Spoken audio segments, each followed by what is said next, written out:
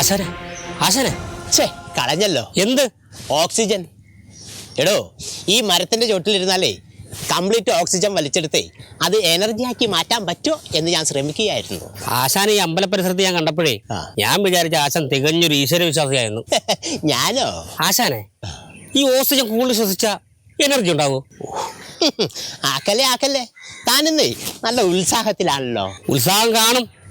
ഞാനേ ഇത്തവണ സ്ഥാനാർത്ഥിയാകും. ഏതാണ്ട് 99% ഉറപ്പായി.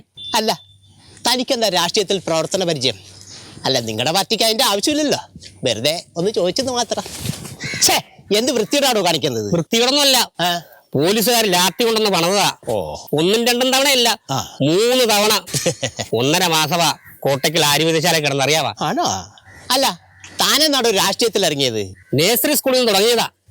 അന്ന് സ്കൂൾ ഉപ്പുമാവൻ ഉപ്പ് പറഞ്ഞെന്നും പറഞ്ഞ ആദ്യത്തെ സമരം. അതൊരു മഹത്തായ തുടക്കമായിരുന്നല്ലേ. അന്നത്തെ മുദ്രാവാക്യക്ക് ഇപ്പോഴും എന്റെ നാവിൻ തുമ്പത്തുണ്ട്.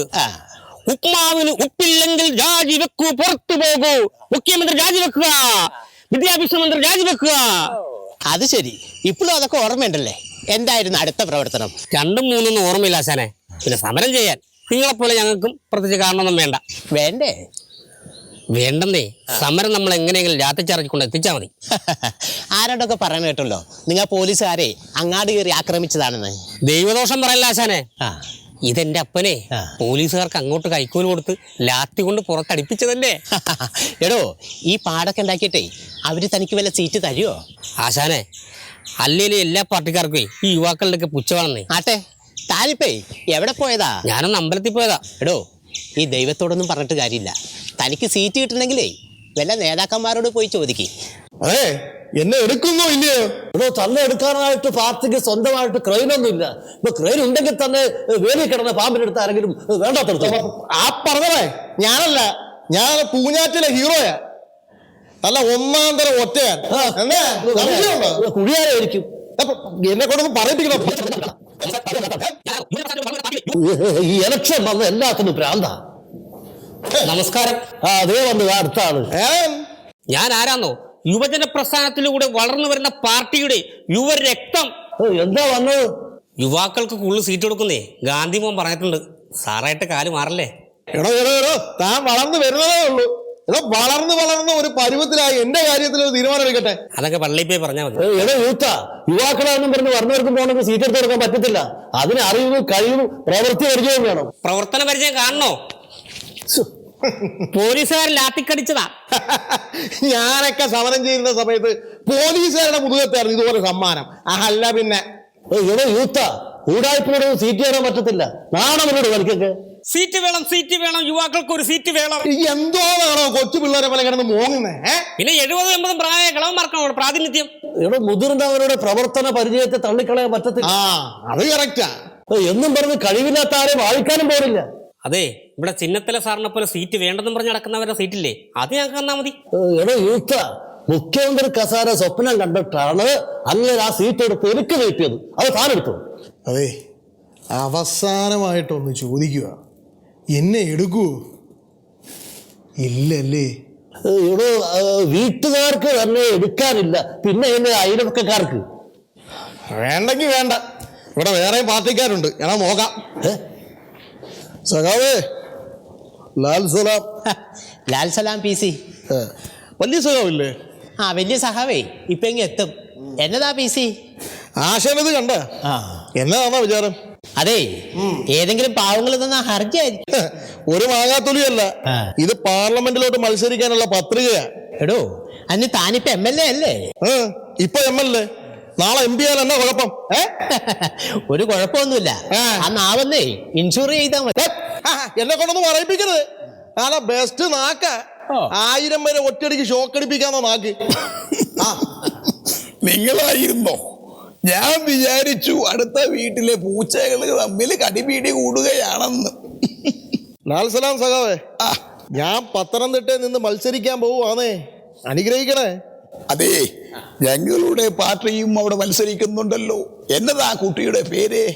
വീണ ജോർജ്. പത്തനംതിട്ടക്കാർക്ക് വേണ്ടതേ വീണ ജോർജല്ല, വീഴാത്ത ജോർജാ. മല പോലെ ഞാനവിടെ ഉള്ളപ്പോഴേ ഒരു ഫാഷൻ പിള്ളേരും അവിടെ കയറി ഇറങ്ങണ്ട. എടോ PC, താൻ അവിടെ നിന്നാ ജയിക്കോ? അല്ല, പ്രധാനമന്ത്രിയുടെ പാർട്ടി അവിടെ ജയിക്കുമെന്നും പറഞ്ഞു നടക്കുകയാ. പിന്നെ നടക്കും. ഇവിടെ പിള്ളേച്ചനും ഇന്ദ്രനൊക്കെ അടിവെച്ച് നടന്നുകൊണ്ടിരിക്കുക. അതിൻ്റെ ഇടയിലേക്ക് ഇതാ താനഞ്ചിയും വന്നു വിട്ടു. ഇവരുടെയൊക്കെ പ്രാന്ത് കണ്ടപ്പോ പ്രാന്തില്ലാത്ത ഞാനൊരു തീരുമാനം എടുത്തു. ഞാനിവിടെ മത്സരിച്ചേക്കെ വന്നു. സഖാവ് എന്നെ ഒന്ന് അനുഗ്രഹിക്കണമേ. നേരത്തെ ആയിരുന്നെങ്കിലേ എത്ര വേണമെങ്കിലും അനുഗ്രഹിച്ചാനെ. ഇപ്പേ പാർട്ടിയുടെ കർശന വിലക്കുണ്ട്. അതറിഞ്ഞിട്ടാണല്ലോ ഞാനവിടെ വന്നേക്കുന്നേ. വിലക്കോ? ആർക്ക്? എനിക്കോ? ഞാൻ അറിഞ്ഞില്ലല്ലോ. അതറിയിക്കാതെയുള്ള വിലക്ക. സഖാവിനെ എല്ലായിടത്തും എഴുന്നള്ളിക്കേണ്ട, മുഖ്യമന്ത്രി മതിയെന്ന പാർട്ടി തീരുമാനം. പാർട്ടിക്കെതിരെ പ്രവർത്തിച്ചവരെ ഒരു കാര്യത്തിൽ ഉൾപ്പെടുത്തരുതത്രേ. പിന്നെ സഖാവിന്റെ ശത്രുവായ പിള്ളേച്ചനെ എല്ലാ കാര്യത്തിലും ഉൾപ്പെടുത്തണമെന്ന് സർക്കുലർ വന്നിട്ടുണ്ട്. അപ്പൊ പിന്നെ സഖാവിന് എന്നെ ധൈര്യമായിട്ട് അനുഗ്രഹിക്കാമേ. എടോ PC, താനിങ്ങനെ ഇല്ലാത്ത കാര്യം പറഞ്ഞുകൊണ്ട് ഇങ്ങോട്ട് വന്നാൽ ഞാൻ എങ്ങനെയാണോ തന്നെ അനുഗ്രഹിക്കുന്നത്? അല്ലേ വേണ്ട, അനുഗ്രഹിക്കണ്ട. പത്തനംതിട്ടയിൽ നിങ്ങളുടെ പാർട്ടി എന്നെ ഒന്ന് സപ്പോർട്ട് ചെയ്താൽ മതി.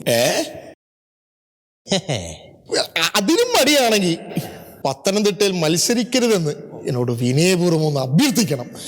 സഖാവ് ഒന്ന് അഭ്യർത്ഥിക്കണം, പ്ലീസ്. എന്നെ ഒന്ന് അഭ്യർത്ഥിക്കൂ സഖാവേ. ആശാനെ ഒന്ന് പാറാശ, എന്നോട് അഭ്യർത്ഥിക്കൂ. മത്സരിക്കരുതെന്ന് എന്നോട് അഭ്യർത്ഥിക്കണം. അഭ്യർത്ഥിക്കൂ ആശാനെ. PC-യോ എന്താ ഇവിടെ? ഞാനെന്നാ കേരള കോൺഗ്രസ്സുകാരനാണോ ഒരു ജില്ലയ്ക്കപ്പുറം പോരെന്ന് പറയാൻ? അല്ല, PC-യുടെ പാർട്ടി അതിനേക്കാൾ ചെറിയ പാർട്ടിയല്ലേ, പൂഞ്ഞാറിൽ മാത്രം ഒതുങ്ങുന്ന ഒരു പീക്കിരി പാർട്ടി. ഞങ്ങൾ ലോകത്തെവിടെയും മത്സരിക്കും, ആരാ ചോദിക്കാൻ? PC പറ, എന്തൊക്കെയുണ്ട് വിശേഷങ്ങൾ? ഞാൻ പത്തനംതിട്ടയിൽ മത്സരിക്കാൻ പോവാ സാറേ. വരുംവരായികൾ മനസ്സിലാക്കിയിട്ട് വേണം ഒരു കാര്യത്തിന് നമ്മൾ ഇറങ്ങി പുറപ്പെടാൻ. 5 കോടി രൂപയെങ്കിലും വേണം ഒരു മണ്ഡലത്തിൽ മത്സരിക്കണമെങ്കിൽ. താനഞ്ചി 25 കോടി ഞാൻ മാറ്റി വെച്ചിട്ടുണ്ട്. ഞാൻ വാങ്ങുന്ന 2 തോക്കിന്റെ പൈസ ആവുന്നുള്ളൂ. ഒരു ശ്രമത്തിൽ ഏർപ്പെടുമ്പോൾ അതിന് പിന്നിൽ മഹത്തരമായൊരു ഡ്രീം ഉണ്ടാവണം. അല്ല, PC-ക്ക് പത്തനംതിട്ടയിൽ എന്ത് കുന്തമാണ് ചെയ്യാൻ കഴിയുന്നത്? കുന്തമല്ല, അമ്പും വില്ലുമാണ് എന്റെ ലക്ഷ്യം. അപ്പൊ പുലി വേണ്ടേ? എന്റെ താനഞ്ചി, അങ്ങ് ഏത് ലോകത്താ ജീവിക്കുന്നേ? ഞാൻ മത്സരിക്കുന്ന ജയിക്കാൻ വേണ്ടി തന്നെ. പിരിവിന് വേണ്ടിയാണെന്നാണ് PC-യുടെ ശത്രുക്കൾ പറഞ്ഞുണ്ടാക്കുന്നത്. അതിനിത്തിരി സത്യമില്ലാതില്ല കേട്ടോ. കടം ചോദിച്ചാൽ ഒരാൾ പോലും തരില്ല. അപ്പൊ പിന്നെ ഇതല്ലാതെ വേറെ മാർഗമില്ല. എന്ന് വെച്ച് താനഞ്ചി, അത് മാത്രമല്ല എന്റെ ലക്ഷ്യം കേട്ടോ. ഇലക്ഷൻ കമ്മീഷന്റെ കയ്യിൽ നിന്ന് രജിസ്ട്രേഷൻ കിട്ടുന്നതിന് മുമ്പ് PC-യുടെ പാർട്ടിക്ക് ഒരു പരസ്യം വേണം. അതല്ലേ സത്യം? ഞങ്ങളുടെ പാർട്ടിയെ ജനങ്ങൾ എന്നെ അംഗീകരിച്ചു കഴിഞ്ഞു. അതെ, സാറ് ഇത്തവണ മത്സരിക്കാനുണ്ടെന്ന് കേട്ടല്ലോ.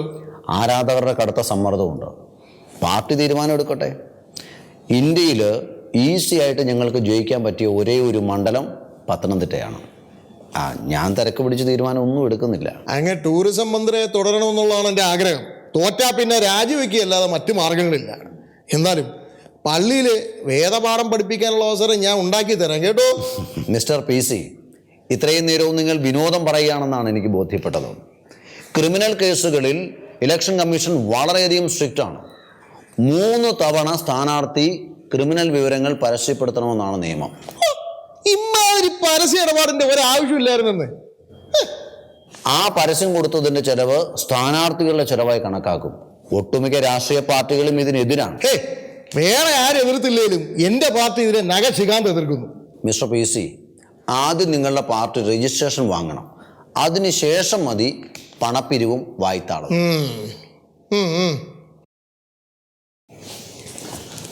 Hello madam. Hey, who are you? I'm PC from Pathanamthitta. മലയാളത്തിൽ പറഞ്ഞാൽ മതി. ഇരിക്ക്. കൊച്ചു മലയാളിയായിരുന്നോ? അതെ. താങ്കൾ മലയാളിയാണോ? അതെ. കണ്ടിട്ട് മനസ്സിലായില്ല. ഇല്ല. കളിയാക്കിയല്ലേ കൊച്ചു കള്ളി. What you say? അല്ല, ഞാനൊന്നും പറഞ്ഞിട്ടില്ല. കൊച്ചു അമ്മച്ചിയാണ് ഞാനൊന്നും പറഞ്ഞിട്ടില്ലേ? അയ്യേ, ഞാനൊന്നും പറഞ്ഞിട്ടില്ല. അതെ, കേന്ദ്ര വനിതാ കമ്മീഷന്റെ അഡ്രസ്സൊക്കെ ഞങ്ങളുടെ ഈ കമ്പ്യൂട്ടറിലുണ്ട്. കർത്താവേ, ഈ പെങ്കൊച്ചു പുലിയാണല്ലോ. ഇങ്ങനെ പറയാൻ പറ്റിയൊരു വാക്ക് എനിക്ക് കിട്ടുന്നുമില്ലല്ലോ. അതെ, സോറി പറഞ്ഞ് ശീലമില്ലാത്തതുകൊണ്ടാ, ക്ഷമിക്കണം. ഓക്കെ ഓക്കെ, എന്തിനാ വന്നത്? ഒന്ന് കാണാൻ വന്നതാ. എന്നെയോ? അല്ലല്ല, പ്രസിഡന്റിനൊന്ന് കാണാൻ വന്നതാ. What is the matter? Election matter. ഓ, അദ്ദേഹം ഇപ്പോൾ വാർ റൂമിലാ. കർത്താവേ, ഞാൻ ഇത്തവണ തോക്കെടുത്തില്ല. അടുത്ത തവണ വരുമ്പോ കൊണ്ടുവരാം കേട്ടോ. അല്ല, കയ്യാങ്കളിക്ക് ഞാൻ ഒട്ടും മോശമല്ല കേട്ടോ. വാർ റൂം എന്ന ഇലക്ഷൻ പ്രവർത്തനങ്ങളെ ഏകോപിപ്പിക്കുന്ന ഹാളാണ്. ഞാൻ വിചാരിച്ചു. Sir, is coming from Kerala. നമസ്കാരം. Nice. Are you our party worker in Kerala? താങ്കൾ ഞങ്ങളുടെ അവിടുത്തെ പാർട്ടിയുടെ പ്രവർത്തകനാണോ? No no, I am the head of my own party. Oh nice. ശരിക്കും എന്നെ പോലെയാ? സർ, താങ്കൾ വന്ന കാര്യം പറഞ്ഞോളൂ. അതെ, നിങ്ങൾ സീറ്റ് കൊടുക്കാതിരുന്ന എല്ലാവരും എൻ്റെ സുഹൃത്തുക്കളാ. ഒക്കെ പാവങ്ങളാന്നേ. ഓക്കെ ഓക്കെ, താങ്കൾ വന്നത് എന്തിനാണെന്ന് പറയൂ. പത്തനംതിട്ടയിൽ ഞാൻ മത്സരിക്കുവാന്നേ. എനിക്ക് നിങ്ങളുടെ സപ്പോർട്ട് വേണം. ജയിച്ചാൽ നിങ്ങളുടെ കൂടെ ഞാൻ നിന്നോളാം. ഓ, അതിന് ഞങ്ങൾക്ക് അവിടെ കാൻഡിഡേറ്റ് ആയല്ലോ.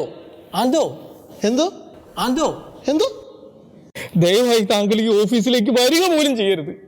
ലോക്പാലൊക്കെ ഇംപ്ലിമെന്റ് ആയ സമയമാണ്. ആരെങ്കിലും സമാധാനം ചോദിച്ചാൽ ഞാൻ ഉത്തരം കൊടുക്കേണ്ടി വരും. ആഹാ, അത് ശരി. അപ്പൊ നിങ്ങളെക്കാട്ടിലും വലിയ ആൾക്കാരുണ്ടല്ലേ? എന്നാ പിന്നെ ഞാൻ ആ ലോക്പാലിനെ പോയി കണ്ടോളാം. എന്നെ സപ്പോർട്ട് ചെയ്യുമെന്ന് ഞാൻ ചോദിക്കാം. അല്ല പിന്നെ ഈസ് ഹി ഫ്രം കേരള? വട്ടത്തിൽ കുറച്ച് കസേരകൾ, അതിനു ചുറ്റും ഒരുപാട് ആളുകൾ. ഇലക്ഷൻ ടൈം ആകുമ്പോ ഒരു ബെല്ലടിക്കും, പിന്നെ ഓട്ടമാ. അടുത്ത ബെല്ലിന് ആരൊക്കെ കസേരയിൽ ഇരിക്കുന്നു അല്ലാത്തവരെല്ലാം ഔട്ടാ. ഈ കളി കണ്ടിട്ടാണോ രാഷ്ട്രീയം ഉണ്ടായത്, അതോ രാഷ്ട്രീയം കണ്ടിട്ടാണോ ഈ കളി ഉണ്ടായത്?